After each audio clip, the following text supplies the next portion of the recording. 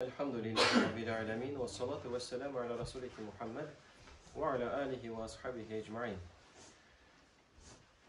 Kardeşlerim, kayber şartlarda kişi, anarga bir kişi adilsizlik işlese, zulümlük getirse, ağırlık getirse, ömür boyu gafu etirge tırışa başlar.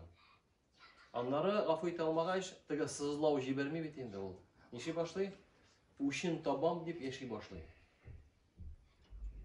İşte bulsan mı ol, gaylede bulsan mı, şit kişi bilen bulsan mı? Uşin tabam deyip yaşay kardeşlerim. Lakin uşip tapkandan son, tıgı adam size titke şimdi ol. Kile de, Hazret akunu da rahat değil. Uş aldım de, lakin konuda rahat değil. Hem uzunca izbatlayın da ol. Çünkü de tege ölgen önemini kaytarıp bulmayı, abayımını kaytarıp bulmayı, tege işimini kaytarıp bulmayı, o indi uzgan bitinde, anı kiri kaytarıp bulmayı. Şulay deyip izbatlayı. Hakiki ravuşta onun için değil kardeşlerim. Ne için? Çünkü ol naşul uç alam deyip uzgımırın, uztırmışın, kın sayın şuntuda uylap, yemin bitirdi, nurunu bitirdi. Hem bereketsizlik getirdi. Ne için? Çünkü Allah Subhanahu Teala Kur'an-ı Kerim'de turudan turayı tabi bizge. وَمَا خَلَقْتُ الْجِنَّ وَالْاِنْسَ اِلَى لِيَعْبُدُونَ Adam balası di bu dünyaya. Bir nerse için yaratılmadan. İlla meğer derse uç alır işin mi? Yok. Gıybedet kılır işin. Şokra birer nindi başka maksat bilen kişi yaşasa bu dünyada bakıtlı bulmuyor. Tışkı bakıt bulur mümkün. Nişe günü Hazreti Mehmet biz bir bakıtlı bildiğimde maşına aldık, fatura aldık. Yok, andı bakıt o tışkı bakıt. Andı bakıt vakatında yürekte boşluk barlıkka kile başlıyor. Niçin? Çünkü o hakiki bakıt değil. İslam dini ise hakiki bakıt turunda siydi. Yürekini yalvarıp alatırgan, boşluksuz. Al şu vakitte bula kaçan kişi mine şu ayetke karab yaşasa. Misal getirelim. Bu dünyada kalman şulay. Eğer de kişi birinin maksatı bilen işlemese, mesela kulunu tutabız, alabız, kuruşabız, nitebız. Lakin bu kuluna min, tege pila orunna timirini hisse başlasam, bir yartı yıldan sonra kul sıkalam ileride. Yani bir aydan sonra, bir iki günden sonra şulay bit.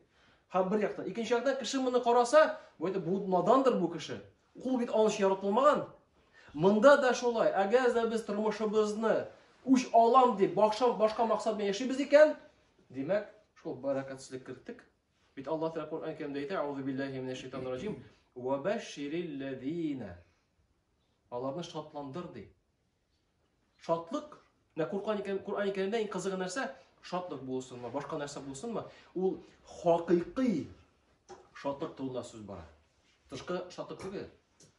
Hakiki.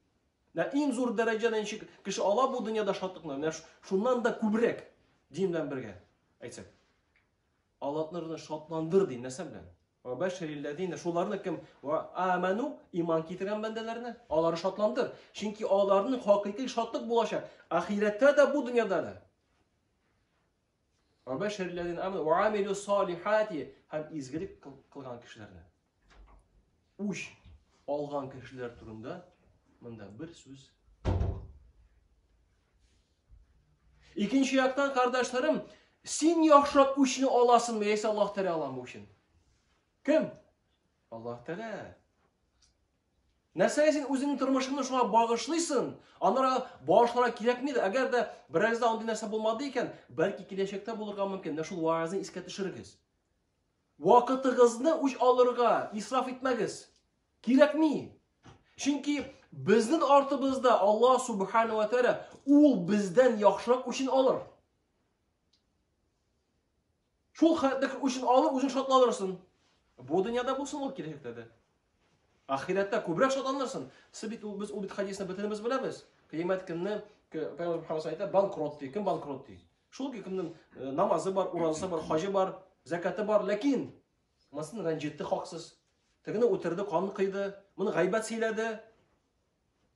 Şulay bit, adilsiz işler işledi. Ham şu kişiler onun yanına gelip izdiliklerini alırlar onlardan. Бит ул көнне уйлап карагыз, ул бу дөньяда без авырлык, мәсәлән, хаталандык икән, төзәтә алабыз хәлебезне. Теге дөньяда юк, все, бетте хәлләр. Анда синнән әҗер савап алалар икән, син ул әҗер савапны кире кайтара алмыйсың. Ул бу дөньяда акча китте икән, таба аласың тагын Аллаһ ярдәм белән. Тегендә юк. Һәм әҗер саваплар биткәннән соң ди, алар калган кешеләр булсалар, үз гөнаһларын калдыра башларлар ди кешегә. Һәм шул гөнаһлардан ул җәһәннәмгә керәчәк ди. 5 тапкыр укыган намаз кеше, намазы булмаса. Савабы булмаса, демәк турыдан туры монда гөнаһлар калдырырлар. Шуңа кардәшләрем, үземә дә әйтәм, сезгә дә әйтәм. Балаларыбызга да өйрәтик. Бу дөньяны үч алам дип яшәргә кирәкми. Үзеңне түбәнсетәсен, тормышын ямын бетерәсен, нурын бетерәсен, бәрәкәте булмый. Моны алыштыр башка нәрсә белән, башка максат белән, хакыйкый максат белән, гыйбадәт кылу белән. Шул вакытта атасын. Шуңа кардәшем, Аллаһ Субханаһу ва Тааля бу дөньяда без үти алмый торган авырлыклардан сакласа иде. Һәм әлбәттә Аллаһ Субханаһу ва Тааля һәрберебезгә дә дөрес максатлар белән бу дөньяда яшәргә һәрберебезгә дә насыйп итсә иде.